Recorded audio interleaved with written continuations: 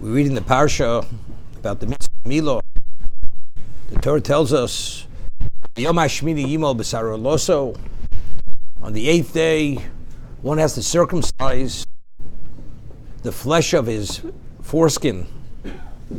So the Midrash tells us, Ein ksiv shom sheyotzi otzos ala Milo. The Torah doesn't even allude or mention that one has to go to make expenditures when one circumcises his child in terms of celebration, a suda. Borei kam Yisrael mechavnitz hamitzvos.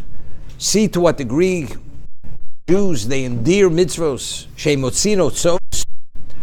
They go and they have expenditures, lishmar hamitzvos l'smol, to the mitzvah, but to rejoice in the mitzvah. Omer HaKadosh Baruch Hu, Atem mishamis hamitzvos esismuchu b'hem. Observe the mitzvos and you rejoice in the mitzvos when you perform the mitzvos. I will add to you.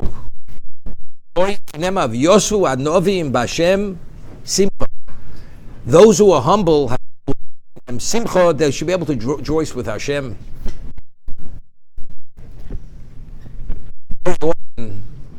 People only disappointed because there's expectation. There's a certain expectation. Because that entitlement, if we don't feel that we get what we're entitled, we're shortchanged.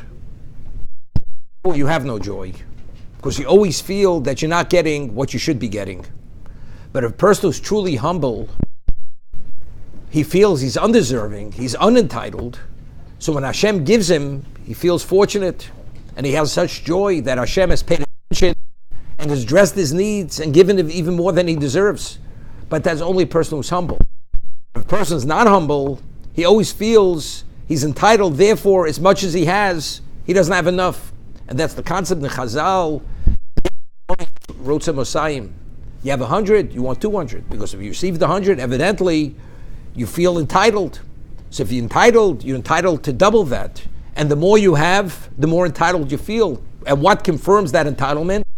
See, Hashem has given you. So if you're entitled, wanted to give me more, so the gap only gets wider, and therefore the more you have, the more you want. But that's only the reason is because he's truly not humble. If he would be humble, if he'd be an unav, he wouldn't feel he's entitled and he's deserving. Therefore, whatever he receives, he'd be beholding, and he would sing Hashem's praises. He would have tremendous joy. HaKadosh Baruch Hu says, you endear my mitzvahs. Not only do you go to expenditures to do the mitzvah, but even to celebrate the mitzvah, to rejoice as the milah and other mitzvahs we do. Now, why do we go to the extra expenditures? Because it's an indication of we feel privileged, we're endearing the mitzvah, that Hashem gave us the mitzvah to identify with him, especially circumcision, which is called bris kodesh. So what is the midah keneged midah? So if you rejoice through your own initiative by endearing the mitzvahs, HaKadosh Baruch Hu God will give you a mindset, a humility, that when you encounter many situations in life, you'll be able to enjoy them and rejoice in them because you will truly be humble. He will give you the ability to feel that you're not entitled. And entitled when you receive something, in that context you will truly rejoice. But what's the great, specifically we're mentioning milah, because we've mentioned many times, the Gemara tells us that any mitzvah which Jews fulfilled with joy, that mitzvah is still intact by Klal Yisrael. And since we find David HaMelech says, Sosa nochi al misvasecho, kemotzi sholorov, I rejoice over your mitzvahs as I've come upon great spoils. And the Gemara tells us the story when he was in the Beis HaMerchotz, when he was in the bathhouse, and he was detached from all mitzvahs. Then he realized he was circumcised.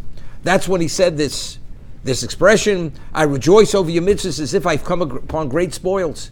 So, and that was only an indication that all Jews, because the David being the leader, the role model, all Jews followed suit and they celebrate the mitzvah with great joy.